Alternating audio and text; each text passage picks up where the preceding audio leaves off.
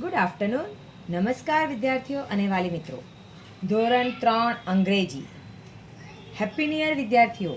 હવે આપણે દિવાળી વેકેશન ભોગવી ચૂક્યા છીએ. દિવાળીમાં મજા કરી લીધી, બરાબર ને? હવે આપણે ભણવાનું છે. Happy new year.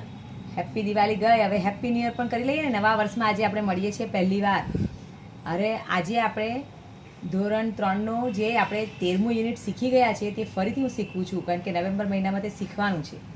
એટલે ફરીથી શીખવાડું છું, જેમાં 11 થી 20 સુધીના અંકોની સ્પેલિંગ કરવાની છે. નંબર્સ 11 to 20 સુધીનો. તો ચાલો વિદ્યાર્થીઓ, આપણે હવે આગળ જોવાના છે તે જોઈએ. વેલકમ વિદ્યાર્થીઓ. જુઓ વિદ્યાર્થી મિત્રો, આજે તારીખ 20/11/2020ને આજે આપણે યુનિટ 13માં આપણે જોવાનું છે.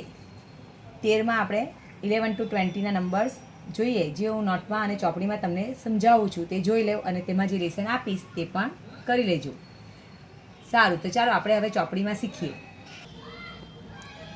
પાનું નંબર એટલે કે page number 23 unit 13 numbers 11 to 20, સંખ્યા 11 થી 20. જો વિદ્યાર્થી મિત્રો, આજે આપણે 13મું યુનિટ શરૂ કરીએ છીએ. આજની તારીખ છે 20/11/2020. નવું વર્ષમાં પહેલું યુનિટ 13મું યુનિટ શરૂ કરીએ છીએ, પહેલું આજનું અંગ્રેજીનું, બરાબર, ધોરણ 3 માટે. તો વિદ્યાર્થી મિત્રો જુઓ, હવે આપણે ચોપડીમાં જે પ્રમાણે શીખવું તે પ્રમાણે તમારે સ્પેલિંગ, ઉચ્ચાર, અર્થ બરાબર શીખવાના છે. ઘણાને હજુ સ્પેલિંગ આવડતી નથી, તો હવે ભૂલી ગયા હોય તો ફરીથી વાંચવા માંડજો. ચાલો જુઓ ચોપડીમાં. ગુજરાતી અંકો છે 11, અંગ્રેજીમાં 11. Spelling ELEVEN. 11 એટલે 11. 1 to 12 એટલે કે 12. એકડ બગડ 12, તે 1 to 12. TWELVE 12 એટલે 12.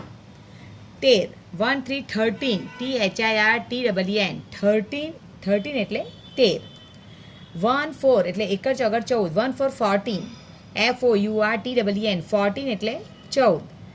એકડ પાંચડ 15. 1 5 15 FIFTEN 15 એટલે 15. 16 એકડ છગડ 16. 1 6 16 SIXTEN 16 એટલે 16. 17 એકડ 17 17. 1 7 17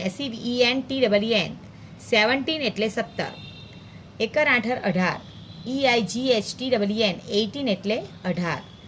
એકડ 9 19 1 9 19 NINETWEN 19 એટલે 19. બગડ એને મીંડે 20 20 20 TWENTY 20 એટલે 20. જો વિદ્યાર્થીઓ, આ રીતે આપણે ચોપડીમાં શીખ્યા, એ હું તમને હવે નોટમાં કેવી રીતે લખાય અને કેવી રીતે બોલાય તે તમને સમજાવું છું, અને તેમાં જ લેસન આપું છું. તે તમારે કરવાનું છે. આજે આપણે એટલું શીખીએ છીએ. બીજો જ્યારે વિડીયો બનાવીશું ત્યારે આપણે આગળ એક્સરસાઇઝ કરીશું. અને આ યુનિટ તો આગળ મેં શીખવી ગયેલી છે, એટલે તમને લોકોને એવું થાય કે ટીચર આજે આ ફરીથી કેમ શીખવે છે, તો આ તમે ભૂલી ગયા હોય એટલા માટે હું ફરીથી આ યુનિટ 13 શીખવું છું. આગળ આખું યુનિટ મેં પૂરું કરાવ્યું છે એક્સરસાઇઝ સહિત, પણ આ નવેમ્બર મહિનાનું યુનિટ છે એટલે ફરીથી શીખવું છું.